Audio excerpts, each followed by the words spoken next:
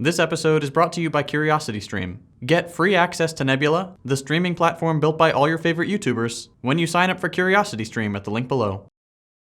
Okay, if I timed this video correctly, the Supreme Court has recently overturned Roe v. Wade. We've been expecting this for a couple months following the Politico leak, so sadly, no surprises here.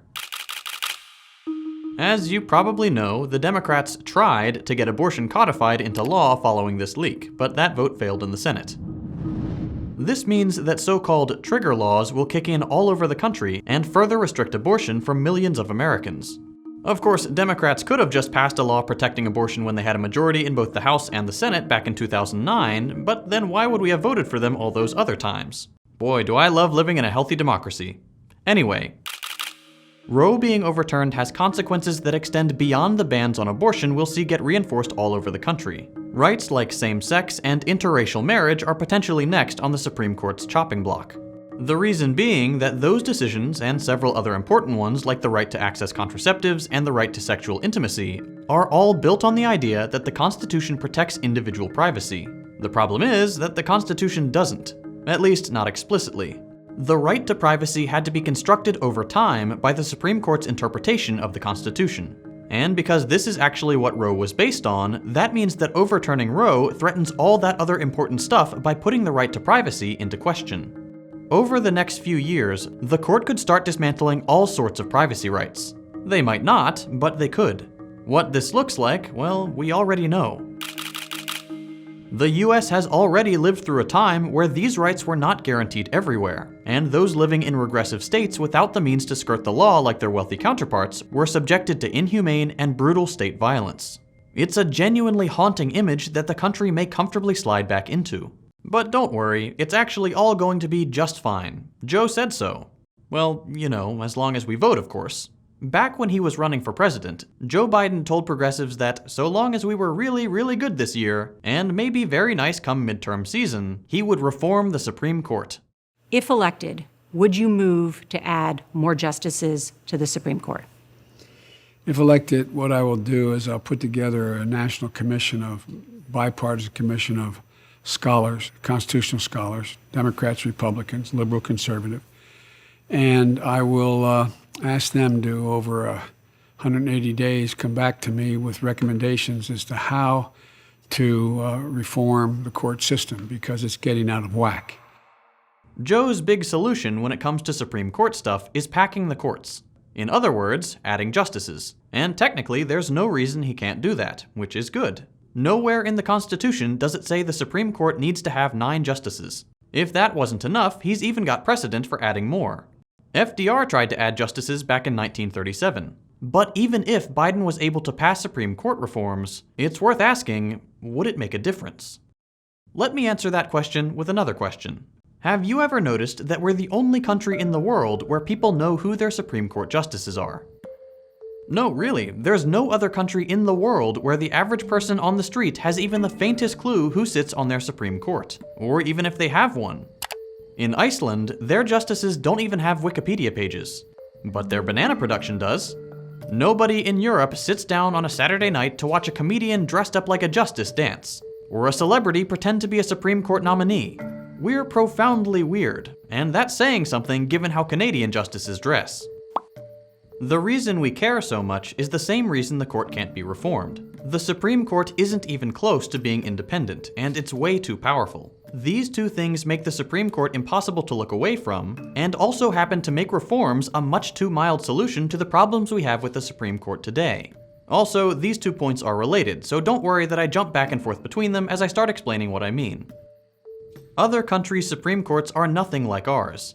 That's because in the US, the Supreme Court can essentially act as a lawmaker, as just another part of the legislative body, like the House or the Senate, despite being formally separated out. That's because the Supreme Court tries cases of massive importance, and can even strike down federal laws passed by Congress on the grounds of being unconstitutional.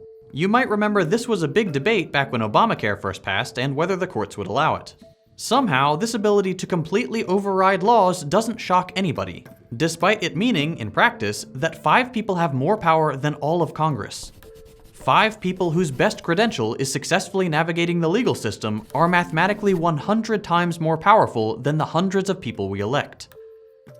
If that sounds weird to you, it's because we're told from very early on that we live in a representative democracy. There's a lot wrong with that statement, but even assuming you believe it to be 100% true, you would need to accept some of the central tenets of representative democracy.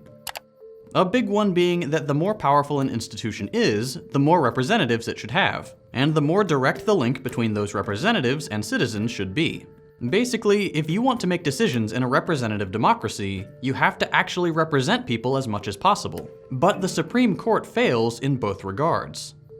It is an exceedingly powerful institution controlled by as few people as there are fingers on a woodworker's hands, and they all have irrevocable, lifelong mandates made by appointment. We do not elect these people. To be fair, we hardly elect the people that appoint them. And yet they hold more power than the people we do elect. By having the final say on whether a law is constitutional, the court functionally makes the US's laws. In other countries where Supreme Courts are part of the political ecosystem, this is virtually unheard of. Most final decision-making power falls in the hands of the legislative body, the body of government whose name literally means the one that makes the laws, with the Supreme Court usually only having an advisory role. In most other countries, it can only propose things in accordance with how it interprets the Constitution, and then it leaves it up to the more democratic institutions to actually decide. That's a pretty normal feature in a democracy, and it should especially be a feature for one that brags about exporting democracy abroad when it fights wars all over the world. But not only is the Supreme Court undemocratic in the way it's constructed, it's undemocratic in the way it acts. Although we'll often hear of important cases where the Supreme Court does something good for democracy, like formally desegregating schools in Brown v. Board of Education, that is the exception, not the norm. There are actually a lot of examples of it doing the opposite. In the book Supreme Inequality, author Adam Cohen writes that, in campaign finance law, the Supreme Court has opened the floodgates to money from wealthy individuals and corporations. In election law, it has upheld rules and practices designed to make it more difficult for the poor and racial minorities to vote, and struck down a key part of the Voting Rights Act. In corporate law, the court has made it harder for employees and consumers to sue when they're injured. In criminal law, it has favored prosecutors so consistently that it has contributed significantly to the nation's mass incarceration crisis. And on a wide variety of issues, the court has ruled, often cruelly, against the poor. That is an undemocratic track record, no question about it. The Supreme Court has consistently made horrible, undemocratic decisions throughout its long history. It should be shocking to anyone believing that the US is a democracy that the Supreme Court has even been able to make these decisions in the first place. What these examples reveal is that the Supreme Court actually acts like an extension of the American government, with the same biases we all know and love, but with less accountability and paradoxically more power. Supreme Court stands will tell you this lack of accountability and undemocratic characteristics are a feature, not a bug. Something that makes the Supreme Court apolitical and nonpartisan, above the squabble of democratic dialogue. But what it actually ends up doing is making the court even more political.